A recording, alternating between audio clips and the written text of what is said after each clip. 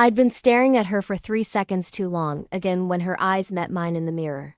Jordan Matthews, my personal trainer, the woman who'd been professionally torturing me for 6 weeks, stood there mid-rep with a knowing smirk on her face. She didn't look away.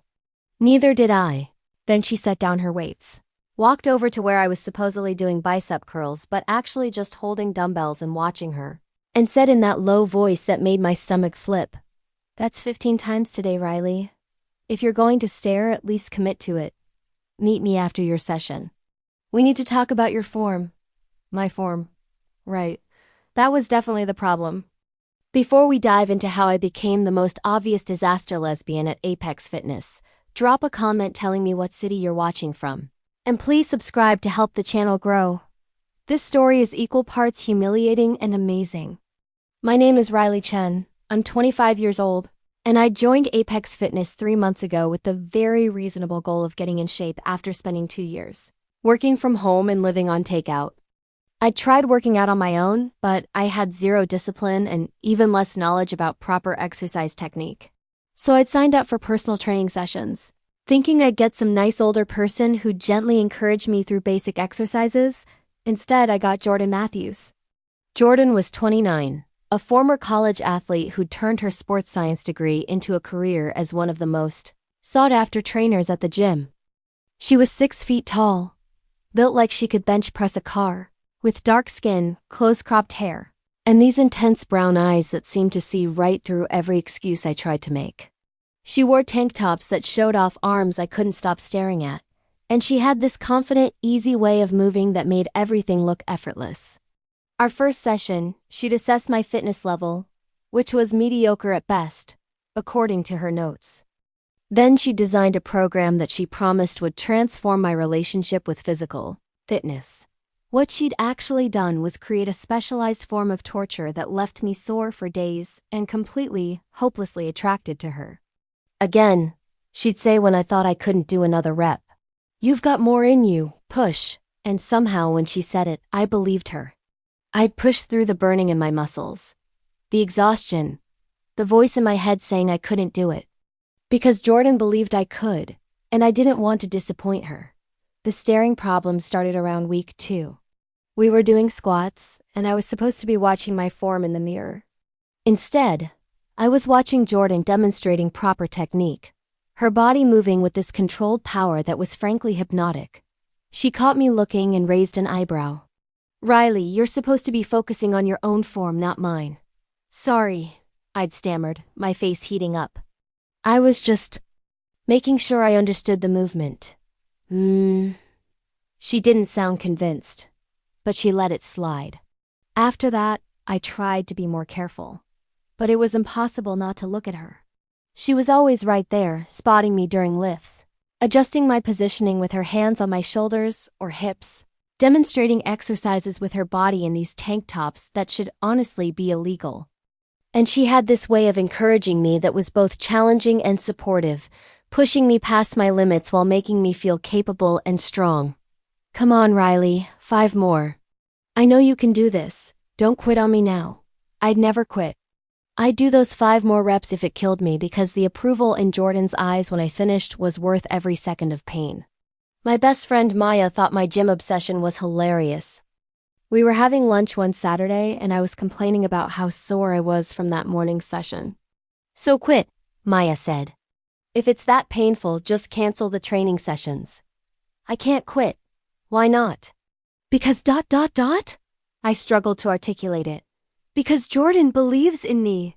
She thinks I can do things I didn't think I could do. And also because she's the most attractive woman I've ever seen in real life and I'm pathetic." Maya laughed. "Oh my God, you have a crush on your trainer." "This is perfect. Does she know?" "No, absolutely not. I'm very subtle." "Riley, you just told me you stare at her constantly." "That's the opposite of subtle." "I'm working on it," I said defensively. "I'm trying to be professional. She's my trainer." "It would be completely inappropriate to..." "To what?" "Tell her you're attracted to her. She's not your doctor or your therapist. She's your personal trainer.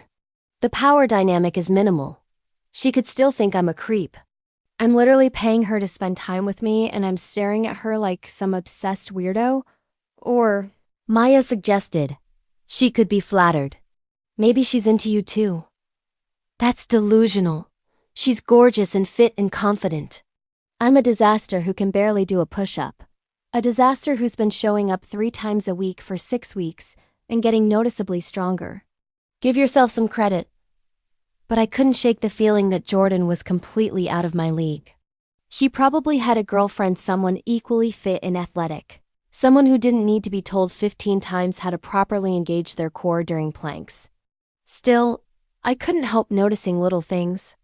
The way Jordan's eyes would track me when I walked into the gym, even if she was with another client. How she'd sometimes stand closer than strictly necessary when correcting my form. Her hands lingering on my arms or shoulders just a beat too long. The way she smiled when I successfully completed a challenging set.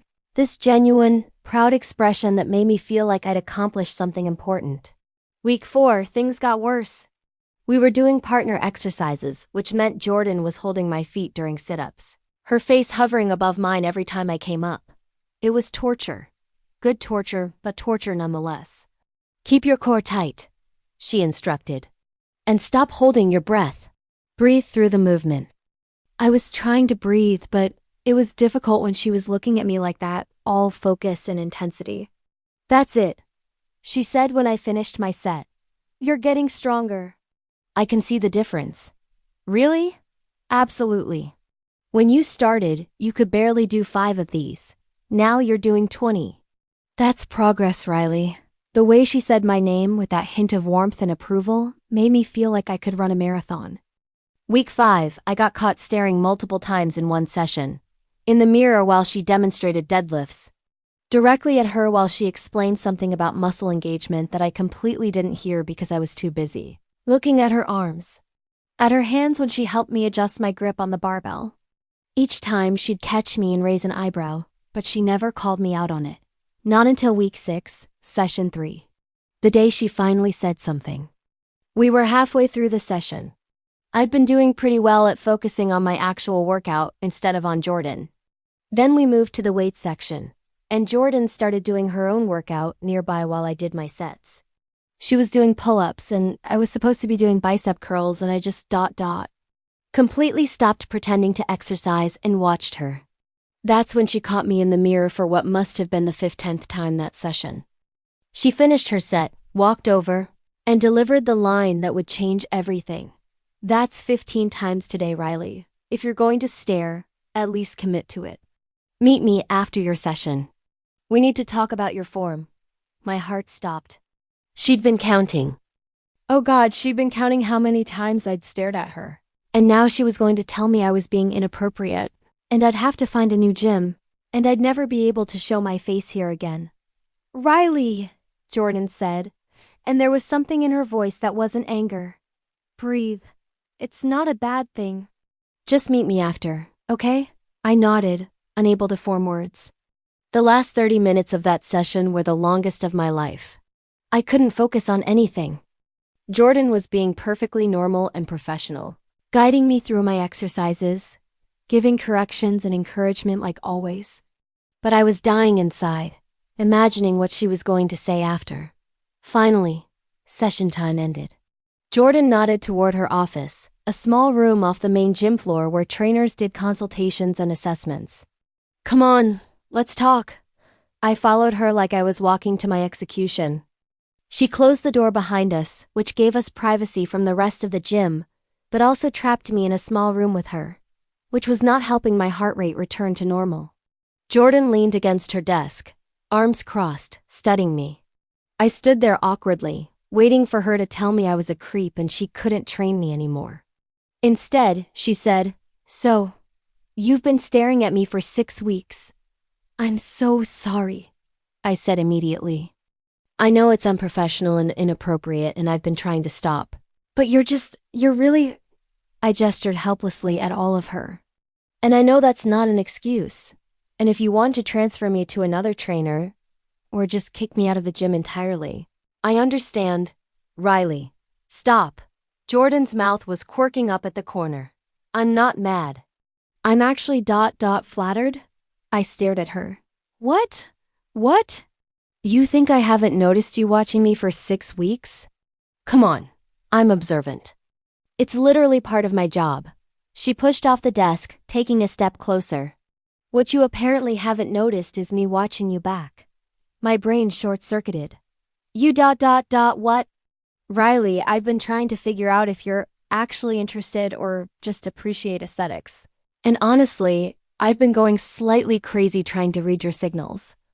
Because from my perspective, you show up 3 times a week, you work harder than almost any client I've had, you hang on my every word, and you look at me like double quotes, she paused. Well, like you've been looking at me. I don't understand what's happening right now. Jordan laughed, and it was warm and genuine. Okay, let me be clear. I'm attracted to you, Riley. I have been since probably week 3, when you swore at that kettlebell and then apologized to it. You're funny and determined and surprisingly strong. And every time you accomplish something you didn't think you could do, you get this look on your face like you just discovered a superpower. It's adorable. But you're my trainer, I said, my brain still trying to catch up. Isn't there some rule about this? There's no rule. You're an adult, I'm an adult. And the gym's policy just says relationships have to be disclosed to management. Which I will do if you're interested. But that's the question, isn't it? Are you actually interested in me, or do you just like looking? I'm interested, I said before my brain could stop my mouth. I'm very interested. I've been interested for 6 weeks. I just thought you were completely out of my league and that I was being a creepy client who couldn't stop staring at her hot trainer. First of all, thank you for the hot comment. Second, you're not creepy. Third, I'm not out of your league. We're in the same league. You just don't see yourself the way I see you. How do you see me? Jordan stepped even closer, close enough that I could smell her cologne. Something clean and woodsy that made my head spin. I see someone who's dedicated and strong-willed. Someone who shows up even when it's hard, who pushes through discomfort to get stronger. Someone with a great smile and excellent taste in music. Yes, I notice your playlist choices. Someone I want to get to know outside of this gym, away from training sessions and professional boundaries. Really? Really? She smiled. Riley, I've been trying to figure out how to ask you out without making it weird for 3 weeks. You beat me to it by staring at me so obviously that I finally had an excuse to bring it up. So when you said we needed to talk about my form double quotes, I meant your form and asking me out. Which, to be fair, you didn't actually do. You just stared a lot. So let me do it properly. Jordan reached out and gently took my hand. Riley Chen, would you like to go to dinner with me? Somewhere far away from this gym, where we can talk as equals, not as trainer and client. Yes, I said, probably too quickly. Yes, absolutely. 100% yes. Good, because I'm about to do something I've been thinking about for weeks, and I need you to tell me if it's okay. What? She kissed me. Right there in her office, with the gym music thumping through the walls and people probably walking past the window. She kissed me carefully, like she was testing my response. And when I kissed her back enthusiastically, she smiled against my lips and deepened it. When we finally broke apart, I was breathless for reasons that had nothing to do with exercise. That, I said, was way better than cardio. Jordan laughed. See, this is why I like you. You're ridiculous. In a good way? In the best way. We stood there grinning at each other like idiots until someone knocked on the office door and asked if Jordan was free for a quick question. Reality returned, along with the awareness that we were still at her workplace and I was technically still her client. So, I said, what happens now? Now we finish out your current training package, because I'm not abandoning you halfway through your program. But I'm going to recommend you to another excellent trainer for after that, because I can't focus on proper form instruction when I'm thinking about kissing you. And in the meantime, we go on actual dates where I'm not correcting your squat depth. I can work with that. Also, Jordan added, you can stare at me as much as you want now. In fact, I encourage it. That might be dangerous. I barely functioned before when I was trying not to stare. Good thing you've been building up your stamina. She grinned. Consider it part of your training. We went to dinner that Friday at an Italian restaurant downtown. Away from the gym and the workout equipment and the context where she was my trainer and I was her client. Just two women on a date, getting to know each other as people.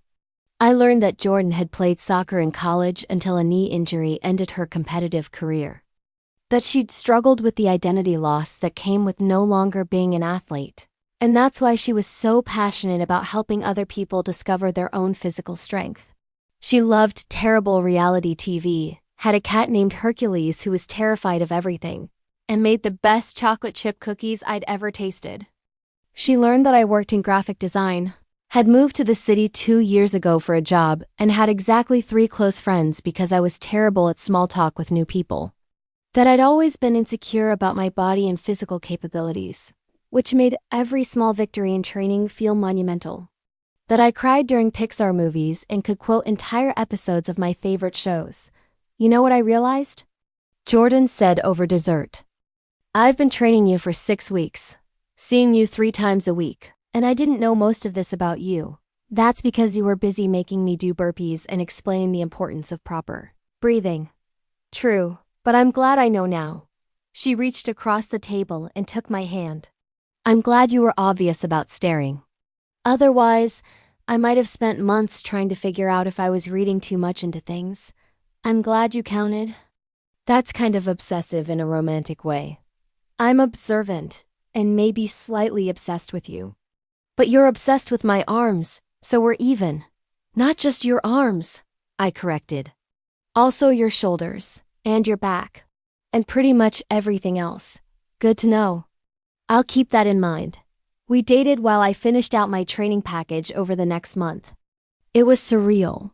Going from watching her professionally torture me at the gym to kissing her in her car afterward.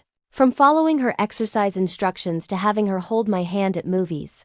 From admiring her from a distance to being the person she texted good morning to every day. When my training package ended, Jordan transferred me to her colleague Marcus, who was excellent but also not the woman I'd spent 6 weeks falling for. I continued working out at Apex Fitness, but now Jordan and I could interact without the professional boundaries. We could work out together as equals, spot each other, share equipment, kiss in the parking lot without worrying about workplace appropriateness. You know what's funny? I said one morning when we were both at the gym. She was on the treadmill next to mine, both of us doing cardio before work. What? I joined this gym to get in shape. But the best thing I got out of it wasn't the fitness gains. It was you. That's very sweet. But also, you have made significant fitness gains. You're doing things now you couldn't do 3 months ago, only because you believed I could do them before I believed it myself. Jordan reached over and squeezed my hand. That's what good trainers do. And what good partners do. Believe in each other's potential. Is that what we are? Partners? I'd like us to be. If you're interested. I'm very interested. I've been interested for 15 stares, remember? She laughed. I'm never letting you live that down. I know. It's going to be the story you tell everyone. How did you meet your girlfriend? Well, she stared at me 15 times in one training session. 16 actually. You miscounted. But who's tracking? She grinned. Come on, partner. Let's finish this cardio and get breakfast. I'm buying. That was 8 months ago. Jordan and I have been together officially for 7 of those months, and she's become the most important person in my life. She still pushes me physically, encouraging me to try new challenges and believe in my capabilities. But now she also supports me emotionally, celebrates my non-fitness victories, shows up for me in all the ways that matter.